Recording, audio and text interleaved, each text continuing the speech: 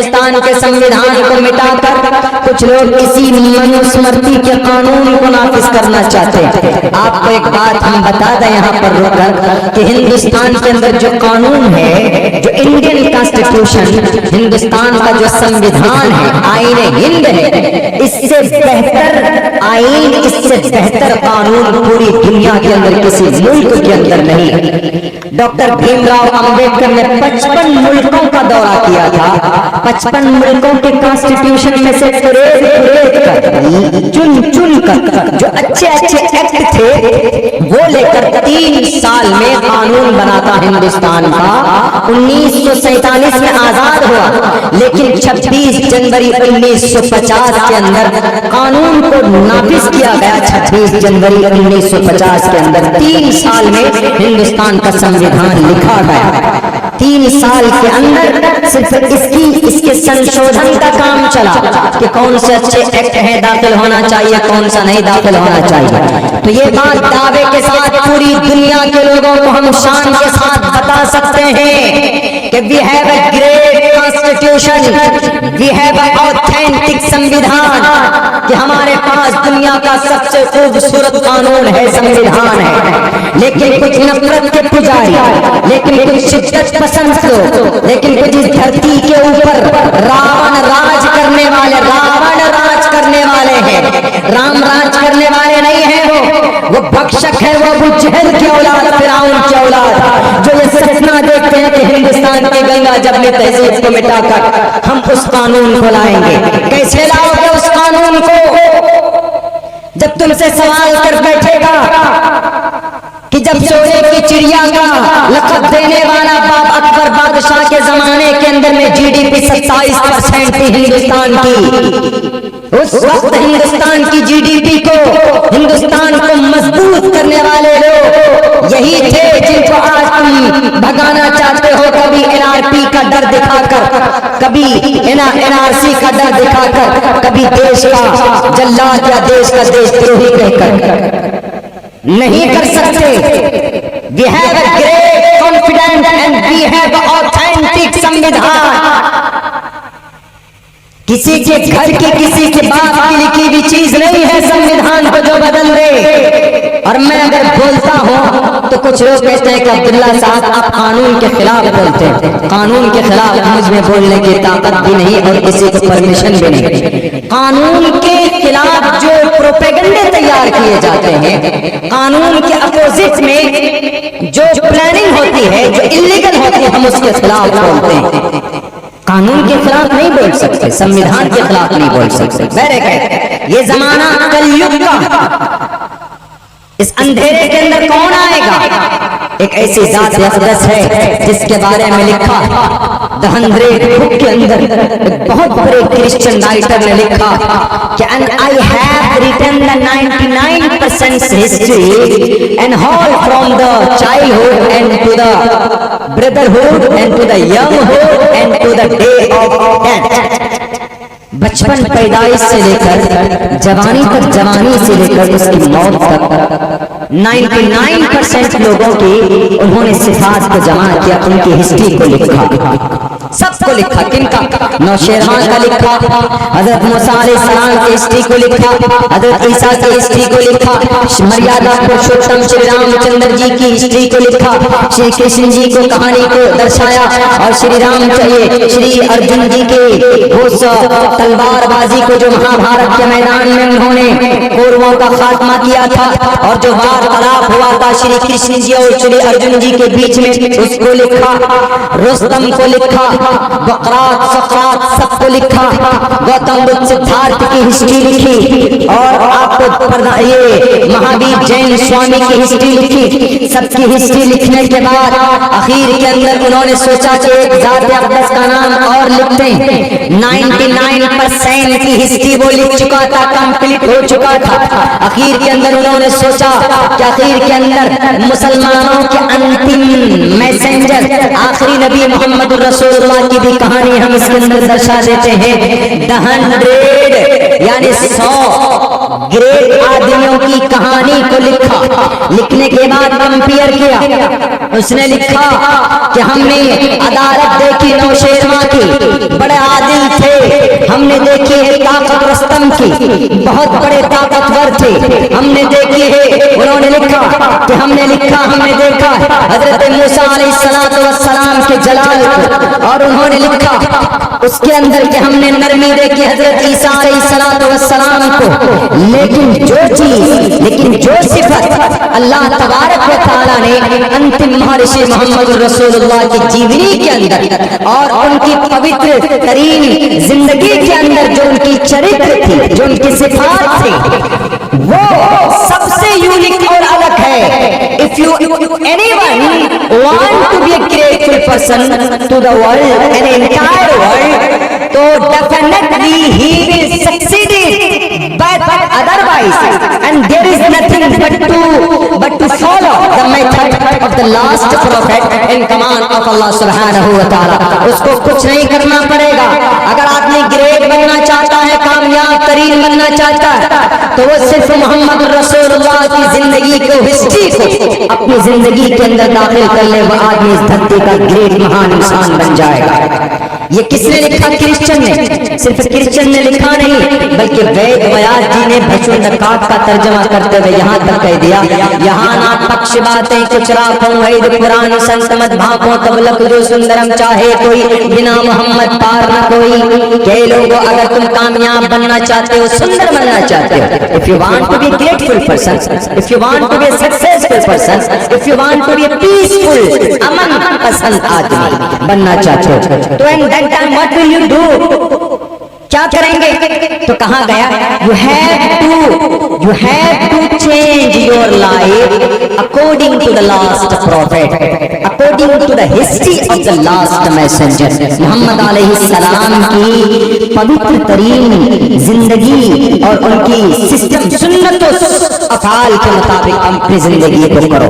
और वहां उन्होंने और आगे 2 कदम आगे बढ़कर बताया, यहाँ ना पक्षपात, मैं किसी की पक्षपात नहीं कर रहा हो, यहाँ ना पक्षपात है कुछ रातों, वैद पुराण संत मत बातों, हम किसी की तर्जमानी नहीं कर रहे। तब लग जो सुंदरम चाहे कोई, अगर कोई आदमी सुंदर बनना चाहता है, अगर कोई आदमी कामयाब बनना चाहता है, बिना मोहम्मद पार न कोई, मोहम्मद के दामन को पकड़े बगैर, मोहम्मद की सीरत और सुन्नत पर अमल किए बगैर वो आदमी कामयाब नहीं हो सकता। वेद व्यास जी ने लिखा। और ये मोहम्मद कौन थे? इस कलयुग के अंदर पापों का विनाश करने वाले, इस कलयुग के अंदर शिर्क का खात्मा करने वाले, इस कलयुग के अंदर जिस तरफ चारों तरफ तलवारों की बारिशें हो रही है, यतीम बच्चों के माल हड़प किए जा रहे हैं, समाज की बहू बेटियों की इज्जत लूटी जा रही है, समाज की जवान बेटियों को जिंदा दफन करने की का जमाना हो, शराब आम हो, पानी की तरह शराब पीते थे, गैरुल्लाह के सामने अपने मुकद्दस पेशानी को झुकाते थे। ऐसे वक्त में ईश्वर ने इनको भेजा और कहा कि जा संबल गराम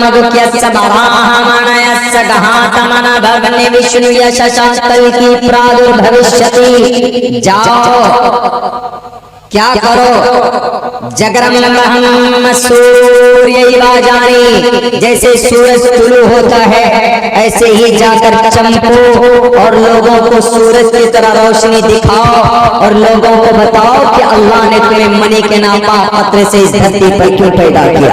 जाकर बताओ लोगों को मोहम्मद रसूलुल्लाह सल्लल्लाहु अलैहि वसल्लम के बारे में। सीता का, ये तो अखीर के अंदर पूछते, सीता का क्या वनवास होता है? वनवास हुआ था यार, वो वनवास। पहले आप ये बताइए वनवास का मतलब क्या था? जवाब देकर मैं तो बता ही दूंगा, लेकिन जिसने लिखा है वो बताइए, वो उसने लफ्ज गलत लिखा।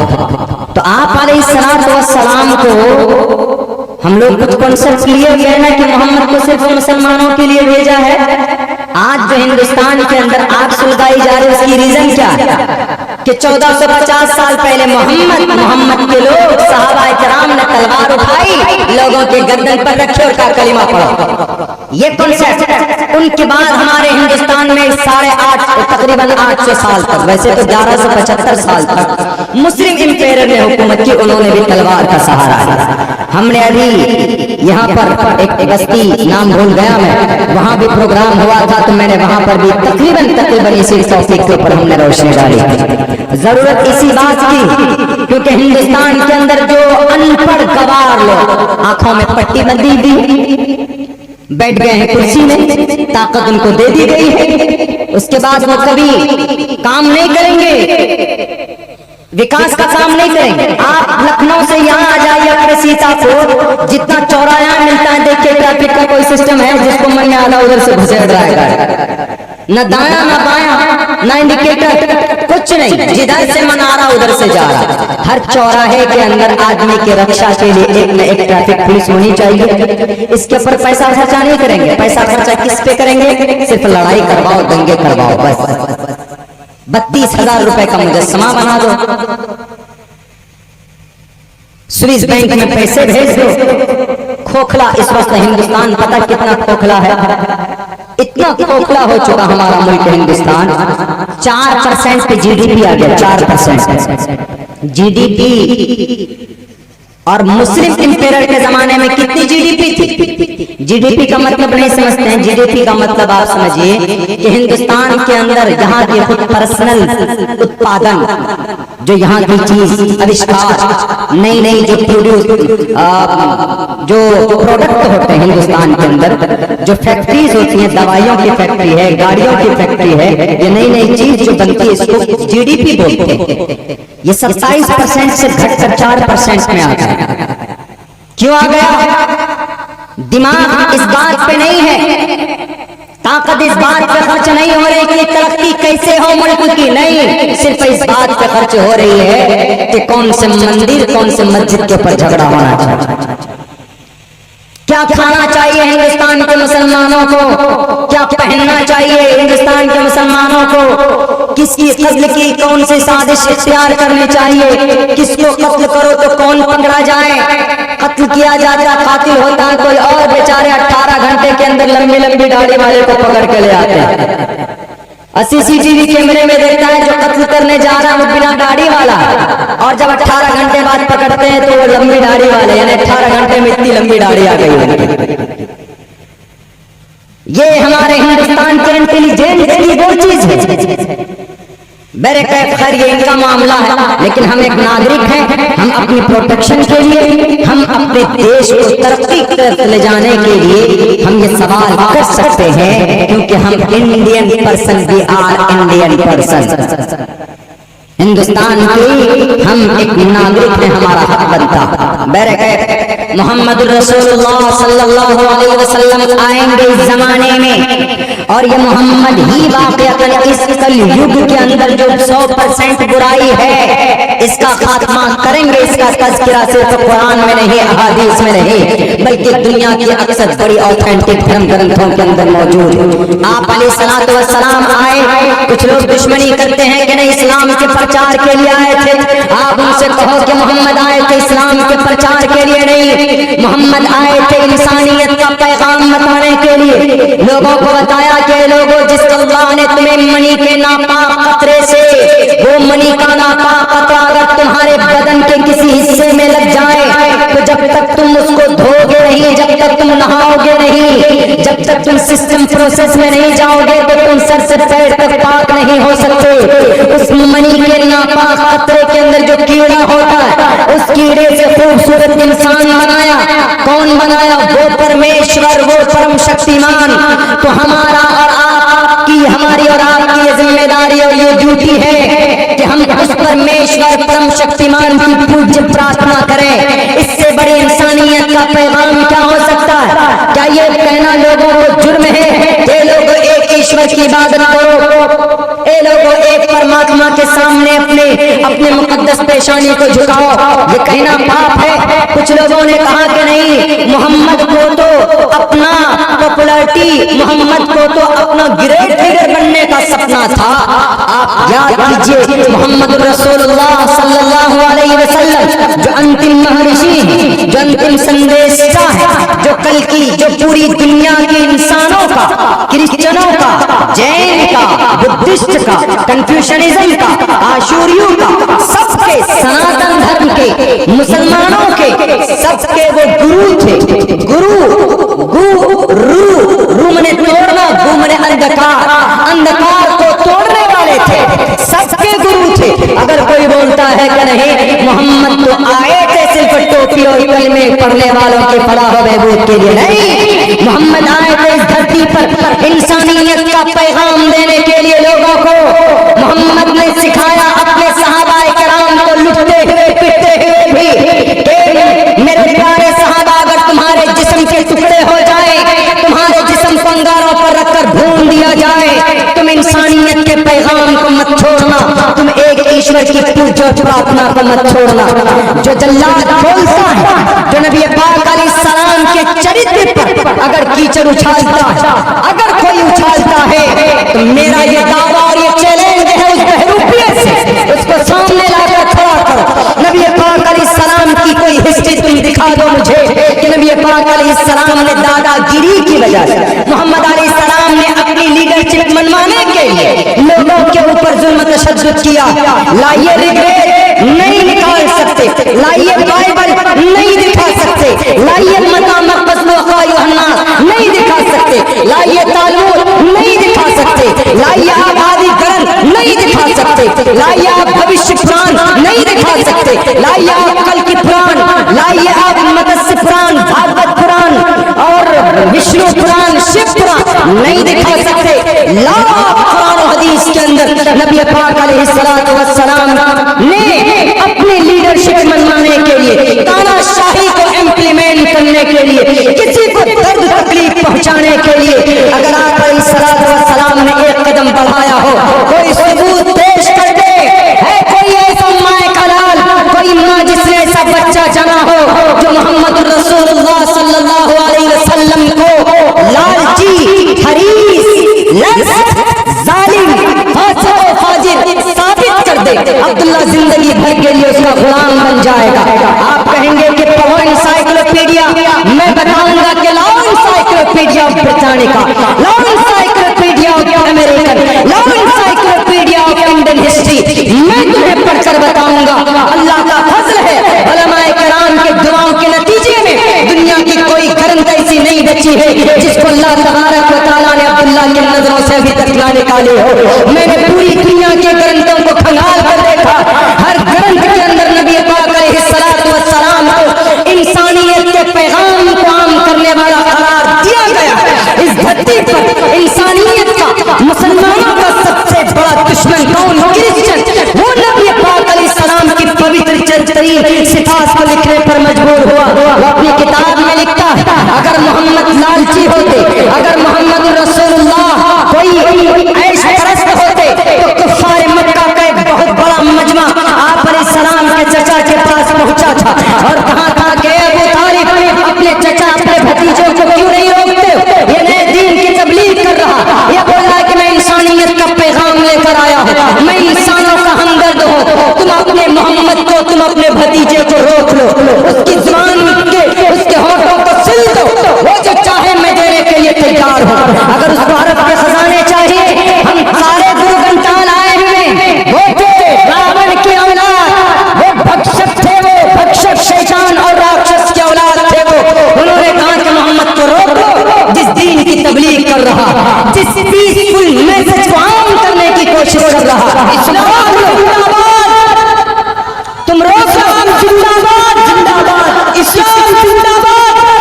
हजरत अबू बकर सिद्दीक रज़ियल्लाहु अन्हु, हजरत उमर फारूक रज़ियल्लाहु अन्हु, हजरत उस्मान गनी रज़ियल्लाहु अन्हु, हजरत अली रज़ियल्लाहु अन्हु, हजरत मौलाना अब्दुल्लाह सालिम चुरवेदी, जिंदाबाद जिंदाबाद।